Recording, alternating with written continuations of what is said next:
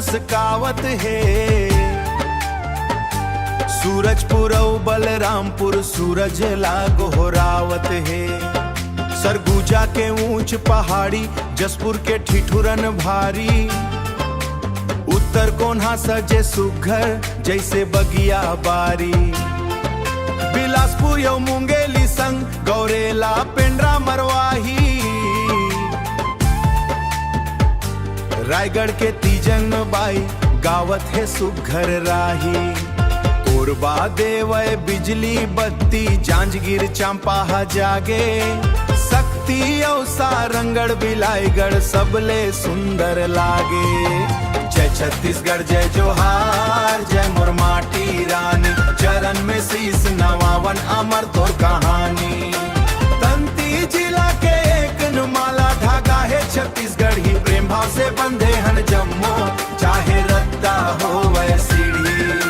प्रेम भाव से बंधे हन जम्मो चाहे रत्ता हो वह सीढ़ी।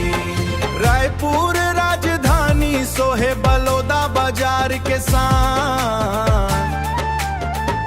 धमत्री और महासमुंद के महिमा है दिन रात। गरिया बन के घाटा रानी दुर्ग जिला हसान। बेमेता और बालोद के अलग है पहचान। राजनांदगांव हा संस्कार धानी खैरागढ़ संगी। मोहला मानपुर के माटी गाथे नवागी। कबीर धाम के भोरम देव श्रद्धा के है भंडार। छत्तीसगढ़ के कोना कोना सुघर है संसार। जय छत्तीसगढ़ जय जोहार जय मोर माटी रानी। चरण में शीश नवावन अमर तोर कहानी।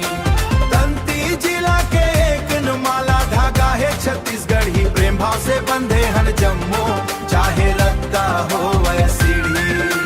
प्रेम भाव से बंधे हन जम्मो चाहे रत्ता हो वह सीढ़ी। कांकेर कोंडा गांव नारायणपुर मनमोह बस्तर के डोकरा कला। जम्मो दुनिया हा देखक दंतेवाड़ा में बीजापुर या सुकमा। बस्तर के ये 7 जिला हा छत्तीसगढ़ के उपमा।